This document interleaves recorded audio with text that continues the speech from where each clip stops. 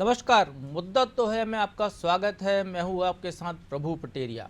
आज मुद्दा है आधा साल बेमिसाल। जी हाँ, मोहन यादव सरकार के 6 महीने पूरे हो गए हैं। 180 दिन पूरे होने पर मुख्यमंत्री डॉक्टर मोहन यादव ने आज सरकार की उपलब्धियां गिनाई और बताया कि सरकार ने महिलाओं को सस्ते गैस सिलेंडर मुहैया करवाए हैं। तो लाडली बहनों के खाते में भी हर महीने राशि डाली गई है। इतना ही नहीं, मोहन सरकार का फोकस रोजगार पर भी है। हालांकि मोहन सरकार के 6 महीने पूरे होने पर अब सियासत भी शुरू हो गई है।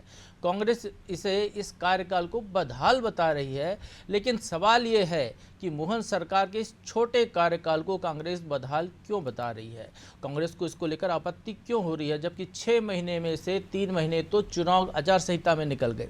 क्या मोहन सरकार की ये उपलब्धियां आने वाले दिनों में विकास की रफ्तार को और तेज करेंगी? सवाल तो ये भी है, क्या मोहन सरकार की उपलब्धियां महज एक ट्रेलर भर हैं?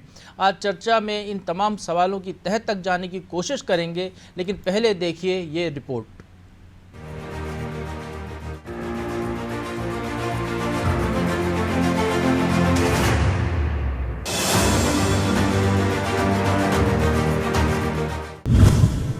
मोहन सरकार के 180 दिन, कांग्रेस कमियां रही गिन। 180 दिन पहले प्रदेश को नए मुख्यमंत्री मिले थे और वो थे डॉक्टर मोहन यादव। अब मोहन सरकार ने अपने 6 महीने पूरे कर लिए हैं। इन 180 दिनों में मोहन सरकार ने प्रदेश के विकास के लिए क्या क्या कदम उठाए, इसकी जानकारी उन्होंने दी, या यूं कहे कि सरकार ने अपनी उपलब्धियां गिनाई। इतने कम समय में मोहन सरकार का फोकस रोजगार पर रहा और 15,000 से ज्यादा लोगों को रोजगार दिया गया। तो मध्य प्रदेश में जीएसटी कलेक्शन भी बढ़ा। स्टेट ऑफ रैंकिंग के लिए एमपी को पुरस्कृत किया गया। वहीं जिला पुलिस बैंड का गठन मोहन सरकार के आने के बाद हुआ। इतना ही नहीं, मोहन सरकार के दौरान की बीजेपी को लोकसभा चुनाव में 29 की 29 सीटों पर सफलता मिली। हालांकि सीएम ने तो ये भी भरोसा दिया है कि कोई योजना बंद नहीं होगी और प्रदेश में घोटाले के आरोपियों को बख्शा नहीं जाएगा, दोषियों पर कार्रवाई की जाएगी। आपकी जानकारी के लिए कि बहनों को जो हमने कहा था कि 450 में गैस सिलेंडर देंगे गरीब बहनों को, तो वो हम बराबर दे रहे हैं। चुनाव में बहुत झूठ बोला गया कि ये नहीं दे रहे हैं। हमने उनको चुनौती दी थी कि बताए ये पैसे जा रहा है कि नहीं जा रहे हैं, और ये मैंने बताया आपको कि 118 करोड़ रुपया उनके खातों में गया। और छोटी मोटी संख्या नहीं है, 45,90,000 लाडली बहनें हैं जिनके खाते में ये रसोई गैस का सिलेंडर का पैसा गया। हर जिले में पुलिस बैंड के गठन की पहल कर दी है और इसी के कारण से लगभग प्रदेश के 1300 कला साधकों ने वंदे मातरम की धुन बजा करके एक ऐसी कोई चीज़ होगी जिसमें सरकार को कठोर कार्रवाई करना। सरकार ने अभी तक अपने रुख से बता दिया होगा, हम बाल बराबर भी पीछे नहीं हटेंगे। इधर मुख्यमंत्री ने अपने 6 महीने के कार्यकाल का लेखा जोखा जनता के सामने रखा तो कांग्रेस तिलमिला गई। कांग्रेस का कहना है कि बीजेपी जिन वादों के साथ प्रदेश की सत्ता पर काबिज हुई थी वो पूरे नहीं कर रही है। इतना ही नहीं, कांग्रेस तो मोहन सरकार के इन 180 दिनों में क्या क्या कमियां रही वो भी गिना रही है। निष्क्रिय और पूरे तरीके से भ्रष्टाचार से लिप्त और इवेंट वाली सरकार। ना इन्होंने गरीबों के बारे में सोचा कि सिलेंडर का जो वादा किया था वो भी पूरा नहीं किया। युवाओं की रोजगार की जो खाली पड़े हैं पद 3 से 4 लाख, उनके बारे में कभी विचार नहीं किया। लगातार अत्याचार हर वर्ग पर जिस तरीके से कर रहे हैं, कोई सुध नहीं है। सिर्फ अपनी कुर्सी बचाने की कोशिश मोहन यादव जी कर रहे हैं। कांग्रेस के आरोप अपनी जगह है, लेकिन मोहन सरकार के 6 महीने में से करीब 3 महीने तो लोकसभा चुनाव के लिए लगी आचार संहिता में निकल गए। इसलिए मोहन सरकार ने जो काम गिनाए वो महज 3 महीने में ही किए गए होंगे। इस हिसाब से देखें तो डॉक्टर मोहन यादव एक बड़े विजन के साथ आगे बढ़ रहे हैं और आने वाले दिनों में मध्य प्रदेश विकास के पथ पर दौड़ता भी दिखेगा। हालांकि मोहन सरकार के कामकाज पर सियासत नहीं होगी, ये कहना मुश्किल है, क्योंकि कांग्रेस ने भी कोई न कोई प्लान तो सरकार को घेरने का बनाया ही होगा।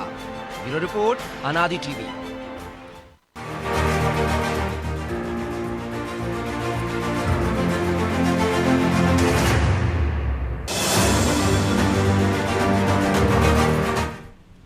तो इस मुद्दे पर चर्चा करने के लिए हमारे साथ जुड़ गए हैं कांग्रेस प्रवक्ता रवि राहुल वर्मा, बीजेपी नेता वाणी अहलूवालिया और हमारे सहयोगी मनोज वर्मा। आप दोनों का बहुत बहुत स्वागत है इस चर्चा में। सबसे पहले रवि वर्मा जी, मैं आपके पास आना चाहूँगा। अभी आपने सुना होगा अभिनव बरोलिया जो आपके यहाँ के नेता हैं वो क्या कह रहे थे। वो कह रहे थे सरकार बहुत निष्क्रिय है, महिलाओं को गैस सिलेंडर सस्ते देने का वादा किया था वो नहीं दिया, बहुत सारी कमियाँ उनने गिनाई, कुछ बहुत सारी आप भी गिना सकते हैं, अभी चर्चा के दौरान मौका आपको भी मिलेगा। लेकिन अभिनव बरोलिया जो कह रहे हैं सरकार निष्क्रिय है, तो फिर ये 6 महीने की जो उपलब्धियां जारी की गई हैं सरकार के द्वारा, ये क्या है? दूसरी बात, वो कह रहे हैं महिलाओं को गैस सिलेंडर नहीं मिले। आज मुख्यमंत्री, हमने सुनाया आपको कि मुख्यमंत्री कह रहे हैं 45,79,000 महिलाओं को 450 रुपये में गैस सिलेंडर दिए गए। यदि मुख्यमंत्री ये रिकॉर्डेड कह रहे हैं गैस सिलेंडर दिए गए, पूरे प्रदेश से किसी महिला की तरफ से ये आवाज़ नहीं आई कि मेरा नाम रजिस्टर हुआ था लेकिन मेरे को सस्ते सिलेंडर नहीं मिला, तो फिर आपके नेता ये झूठ क्यों बोल रहे हैं? वर्मा जी। जी प्रभु भैया, ये निश्चित तौर पर इस बात को दर्शाता है कि पुरानी किताब में जो झूठ के पुलिंदे उजागर हो रहे हैं वो भारतीय जनता पार्टी। मैंने अभिनव जी की बात पे सवाल किया है आपसे। अभिनव जी ने जो बोला, मैंने आपको साफ साफ बताया कि मुख्यमंत्री ने कहा है 45 लाख से ज़्यादा महिलाओं को 450 रुपये में गैस सिलेंडर दिए। मुख्यमंत्री के ये बताने के साथ ही और इसके पहले भी इस 6 महीने में पूरे प्रदेश में क्या कांग्रेस पर कोई शिकायत आई है कि कोई पात्र महिला है जो उसको गैस सिलेंडर सस्ता ना मिला हो? तो फिर ऐसा आरोप, ऐसा झूठ क्यों बोलते हैं आपके नेता? मैं ये जानना चाह रहा हूँ आपसे। नहीं, मैं वही झूठ और सच में अंतर करके बता रहा हूं कि जिस तरीके से इस किताब में झूठ का पुलिंदा भारतीय जनता पार्टी के नेता या मुख्यमंत्री जी लेकर आए, वो स्पष्ट रूप पे दिख रहा है कि प्रदेश के जो मुख्यमंत्री हैं किस तरह की वादा खिलाफी कर रहे हैं। उनके 180 दिनों के दौरान ऐसा कोई कार्य मध्य प्रदेश में नहीं हुआ है कि जनता उसे जो है सहृदय स्वीकार कर ले। लगातार केवल वादों के दम पर वोट बटोरे गए, क्योंकि मुझे मालूम है कि चर्चा हमारे साथी प्रवक्ता इस ओर मोड़ देंगे बड़ी आसानी से, क्योंकि झूठ बोलो और आगे बढ़ जाओ, ये भारतीय जनता पार्टी का काम है। तो जिस तरीके से वादा खिलाफी कर प्रदेश बन चुका है, किस्से कहानियों में हम जो कहानियां सुनते थे जंगल राज की, वो मध्य प्रदेश में आज स्पष्ट रूप से देखी जा रही है कि प्रदेश के मुखिया, प्रदेश के गृह मंत्री किस तरीके से इतिहास के सबसे असफल व्यक्ति के रूप में आज जाने जा रहे हैं। महंगाई लगातार चरम स्तर पर है, लगातार एनसीआरबी के जो आंकड़े हैं मध्य प्रदेश को चौंका रहे हैं। आएंगे रवि जी, आएंगे जरा आपने बात सुन लीजिए। अब सवाल लिया है तो थोड़ा सा उसको पूरा सुन लीजिए। बहुत मौका है आपके पास। नहीं, बिल्कुल चर्चा होगी। जिस गैस सिलेंडर की वो बात कर रहे हैं उस दावे को वो सार्वजनिक कर दें। केवल मुंह चलाना और कार्य करके दिखाने में दोनों में अंतर है। बिल्कुल, बहुत सही कहा आपने। आपके नेता जब मोहन यादव मुख्यमंत्री बने थे तो आपको शायद पुराने आपके जो अध्यक्ष, प्रदेश अध्यक्ष दिग्विजय सिंह से लेकर तमाम नेताओं जो उनके शुरू के काम जो हुए उसकी तारीफ की थी, वो शायद आपने देखा नहीं होगा। वाणी जी, क्या जरूरत पड़ गई थी कि 6 महीने की उपलब्धियां आप जनता को बताने आए, मुख्यमंत्री बताने आए? काम कर रहे हैं आप, काम करते रहिए। सबसे पहले आपके दर्शकों को और इस वरिष्ठ पैनलिस्ट की जो टीम है उसको भी जी, आपको भी नमस्कार। देखिए, हम उपलब्धियां इसलिए गिनते हैं क्योंकि भारतीय जनता पार्टी और जितने भी नेतृत्व है हमारे अंतर्गत, उनकी ये एक कार्य प्रणाली है कि 100 दिन की कार्यकाल की ये जो योजना होती है वो प्रधानमंत्री भी रखते हैं और जितने राज्य भाजपा शासित हैं वहां भी इसी प्रकार का कार्य प्रणाली का उपयोग किया जाता है। ना, मैं ये पूछ रहा हूँ, उपलब्धियां बताने की जरूरत है। 100 दिन की कार्य योजना रखते ना कि अब चुनाव खत्म हो गए, अगले 100 दिन में ये करेंगे या 1 साल में ये करेंगे। आपने जो कर लिया उसको गिनाने की क्या जरूरत है? मैं ये जानना चाह रहा हूँ। देखिए, ये देखिए 3 महीने तक जब, अच्छा चलिए, इसमें से चलिए वाणी जी, आप इसमें से कुछ अच्छी उपलब्धियां बता दीजिए जो आपको लग रहा हो बहुत बेहतर उपलब्धियां हैं।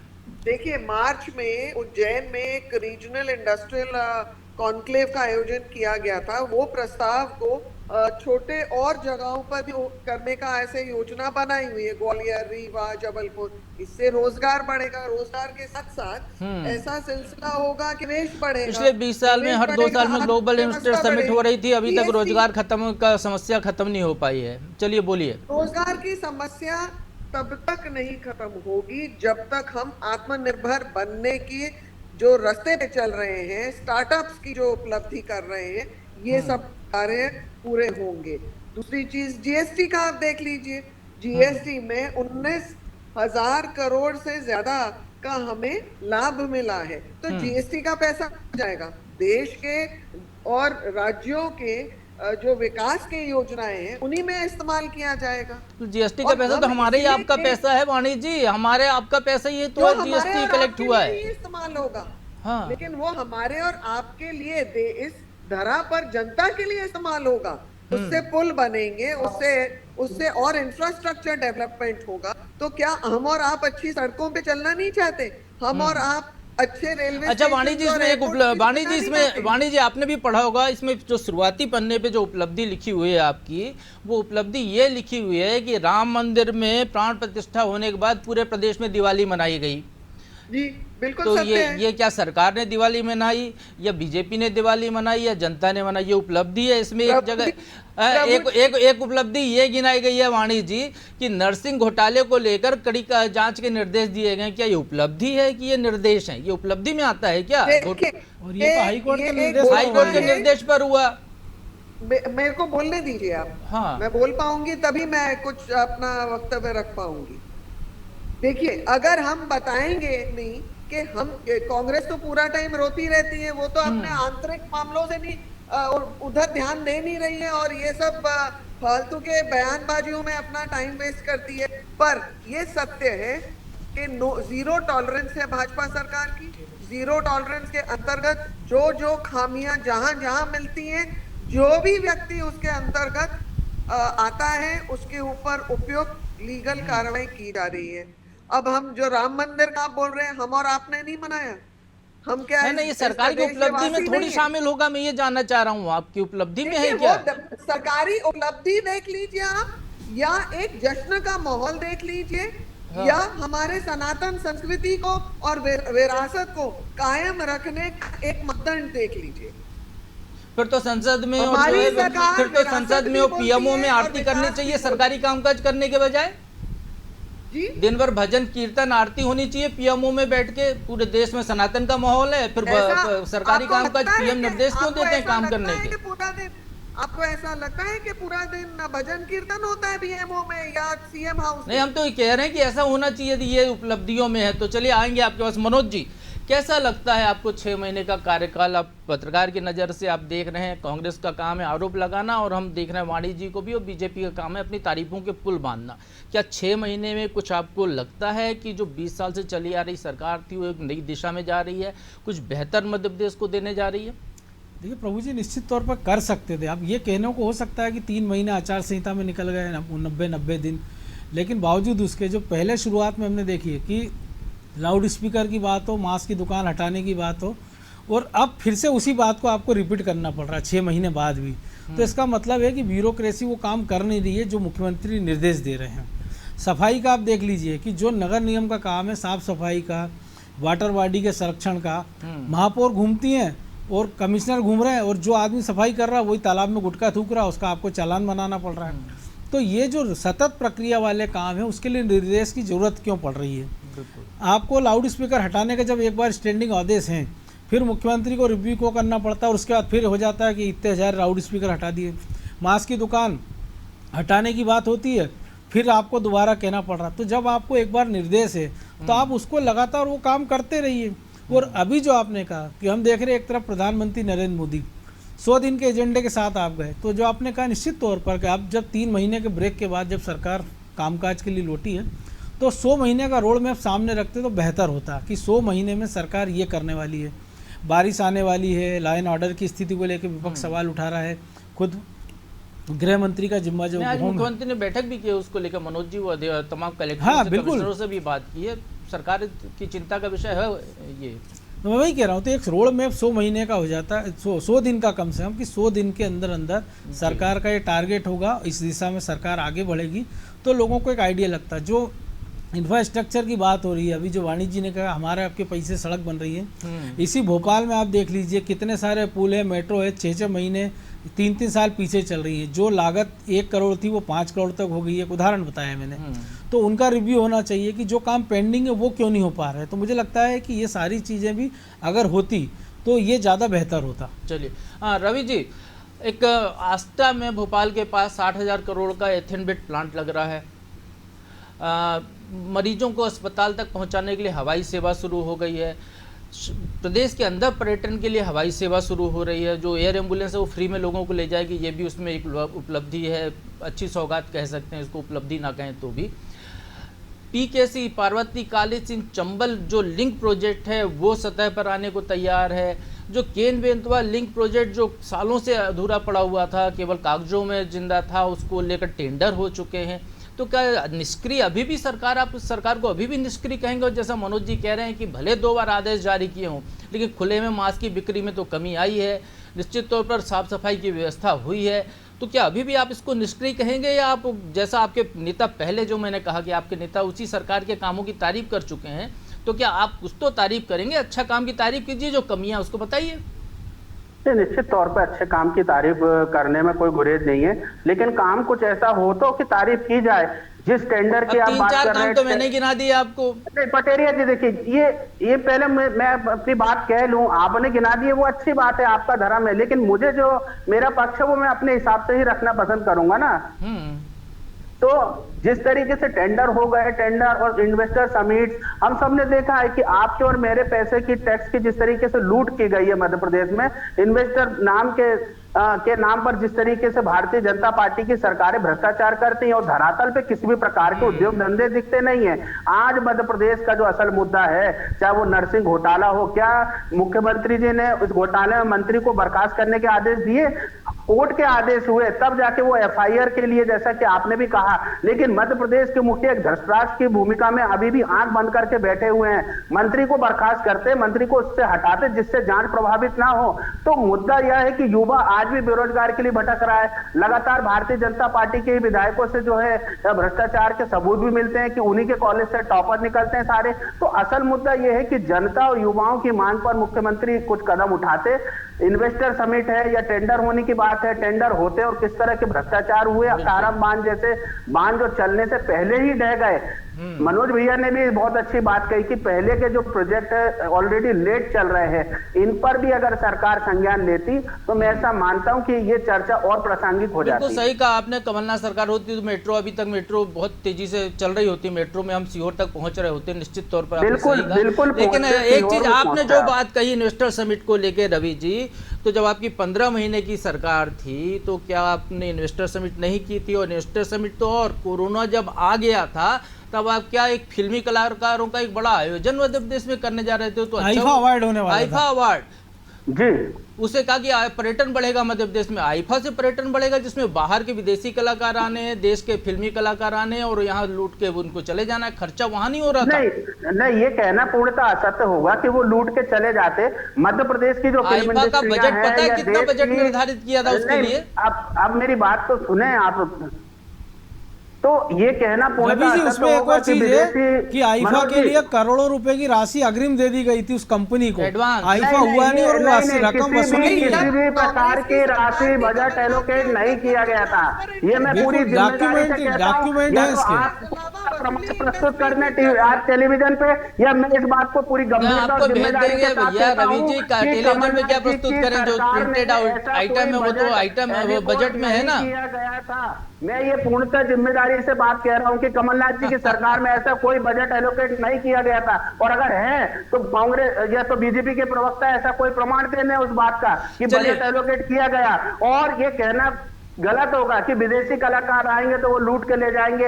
अरे भाई, होने तो देते। महामारी आई जिस वजह से सरकारें गिरी, अव्यवस्थित हुई, अगर इस तरह के आयोजन होते तो मैं ऐसा मानता हूं कि देश में, मध्य प्रदेश में पर्यटन की बात हो या फिल्म इंडस्ट्री से जुड़े कलाकारों को काम देने की बात हो, वो बेहतर दिशा में ही होता। ये केवल कह देना कि कौआ कान ले गया की तर्ज पर हम थम जाइए। वो जो आपने कहा 10 करोड़ रुपए एडवांस उनको भुगतान किया गया था, ये रिकॉर्डेड है। आपने कहा कि आप जिम्मेदारी लेते हैं, तो क्या 10 करोड़ आप चुकाएंगे या कमलनाथ जी से दिलवाएंगे मध्य प्रदेश के बजट खाते के जो आम जनता का पैसा है? प्रभु जी, मैं ये भी पूछना चाहती हूँ कि अभी तो वाणी जी, रवि जी से सवाल किया प्रभु जी ने। वाणी जी, एक मिनट वाणी जी, आपके पास आऊंगा। जो रवि जी ने जिम्मेदारी ली कि उस सरकार में ऐसा नहीं हुआ था, ये रिकॉर्डेड है, बजट एलोकेट हुआ था और बाकायदा बुक्स में आया हुआ है, तो क्या रवि जी 10 करोड़ रुपए अपनी जेब से वापस करेंगे या कमलनाथ जी से चुकवाएंगे? नहीं, देखिए, जो आप कह रहे हैं, मैं पुनः इस बात को कह रहा हूं कि किसी भी प्रकार का जो है बजट उन्हें आवंटित उस संस्था का, अरे रवि जी, गूगल कर लीजिए, मोबाइल होगा ना आपके पास, ऐसा एक मोबाइल होगा ना आपके पास, वाणी जी से हम बात करते हैं, जब तक गूगल कर लीजिए। बिल्कुल हो जाएगा, नहीं दिया गया है। अरे हम कह रहे हैं भैया, आपका सामने जो मोबाइल रखा है उसमें गूगल कर लीजिए, जब तक हम वाणी जी से सवाल ले लेते हैं, बिल्कुल उसके बाद फिर आपके पास होगा और बिल्कुल गूगल होगा। जी जी, बताइए वाणी जी, क्या कह रही हैं आप? मैं ये बोल रही थी कि जब कमलनाथ की सरकार थी, आपको पता है ना, ट्रांसफर इंडस्ट्री, बहुत बड़ी ट्रांसफर इंडस्ट्री थी जब मध्य प्रदेश सरकार के अंतर्गत। अरे आप अपनी सरकार की उपलब्धियों पे बात कीजिए, आने के प्रोजेक्ट बताइए कि क्या नया आ रहा है, क्या नई सरकार करने जा रही। कहाँ आप कमलनाथ बीता इतिहास में चली गई? क्यों नहीं जाए? वो हमारे उनके बीच की बात है, हमको उनको बात करने दीजिए। कमलनाथ और उनके दुर्भाग्य रवैये के कारण जनता हताश हुई है और भाजपा सरकार आई है, और इतनी हताश है इनसे कि पूरे 29 के 29 सीट इस लोकसभा के चुनाव में भी ये पूरे हार गए। 27 पे लड़े थे, 27 में भी कुछ नहीं हासिल कर पाए। तो कुल मिला के इनका सुपड़ा साफ हो गया है मध्य प्रदेश में, और आने वाले दिनों में भी इनको एक बहुत लंबा अरसा लगेगा अपने आप को एकत्रित करने में, क्योंकि हारे हुए पटवारी जो इनके संरक्षक हैं, उनके ही नेतृत्व में ये सब उपलब्धियां इन्होंने हासिल अच्छा वाणी जी, बहुत अच्छी बात आप कह रही हैं। ये और बता दीजिए, जो 1,29,000 महिलाओं को 1,250 रुपए मिल रहे हैं, जो आपकी पिछली सरकार के दौरान वादा किया गया था, तो 3,000 रुपए की रकम तक कब पहुंचेंगे? क्या उनको 2028 तक इंतजार करना पड़ेगा 3,000 रुपया महीना पाने के लिए, या इसके पहले कभी कोई समय आ रहा है? देखिए, ये भी अगर भाजपा सरकार ने ये वचन दिया है तो निश्चित रूप से उसको भी कार्यप्रणाली तहत ये उस मकाम तक भी पहुंचेंगे, ये मैं मानती हूं उन्होंने किया है। और उसके अंतर्गत वो भी अपनी अर्थव्यवस्था संभालते हुए, जैसे जैसे व्यवस्था की प्रगति होती है इस राज्य में, वैसे वैसे हर नागरिक की व्यवस्था और बढ़ेगी।